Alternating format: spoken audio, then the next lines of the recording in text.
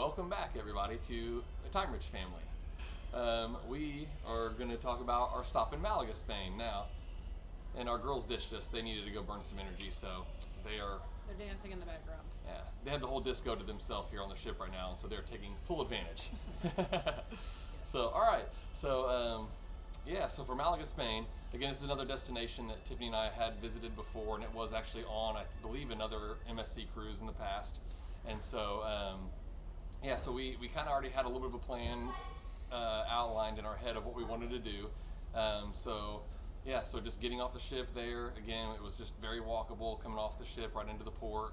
There was some, good shopping and things right when you get off the boat.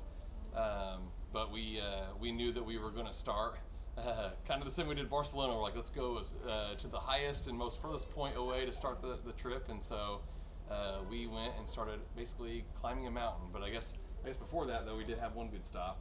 Yeah, so we saw a big yacht that Mark was very impressed with. And so we stopped to enjoy that, but we also found a little playground in the meantime, like right behind it. So it was a great area, and then there was a Starbucks right below. So I was like, well, I'm going to go get a coffee real fast. And so it had something for everyone in the family. And so that was a great little stop just as we walked from the port, because it was a good hike. Like, it wasn't just like right off the ship, you were right in city center. It was, there was a distance that you had to walk, but it was a really easy walking path. It wasn't a big deal.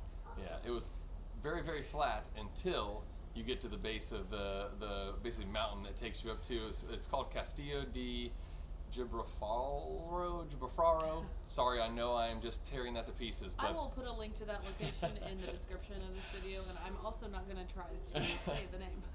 There is a very old castle on top of the hill. As soon as you basically get into the first part of the city, coming off the port there,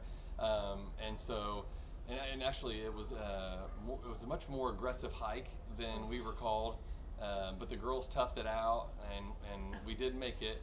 I would say that one of the things that we did was we did dress in layers, which was very helpful because it was definitely cooler in the morning, but it didn't take long, and we were peeling jackets and everything off, Yep. and so we did end up carrying those. So definitely play the weather a little bit, I think, on that, and maybe plan to know that the day is going to warm up and you're still in the south of Spain if you are stopping there. So for the girls, they did a great job walking up, and like you said, it was really aggressive, much more aggressive than we remembered. But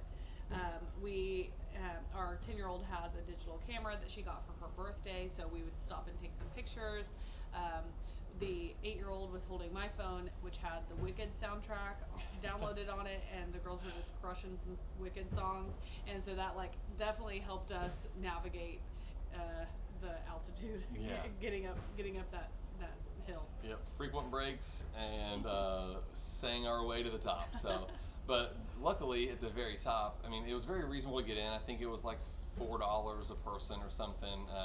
So it was really cheap to get into the actual castle, and it was really cool to go in and walk around and explore it. But first stop was a restroom that was right next to a little cafe. So you have this nice little reward once you get to the top. You can sit in some shade, and you can get an ice cold beverage if you'd like. We actually got the girls all their own ice cream, and you may have seen some videos on this that we've posted, but we have our own little hack where we just put the girls at their own little table, and they just think they're so big sitting over there by themselves away from us, and then we got to have our own little date on the top of this mountain looking out over the water. And It was perfect. It was perfect.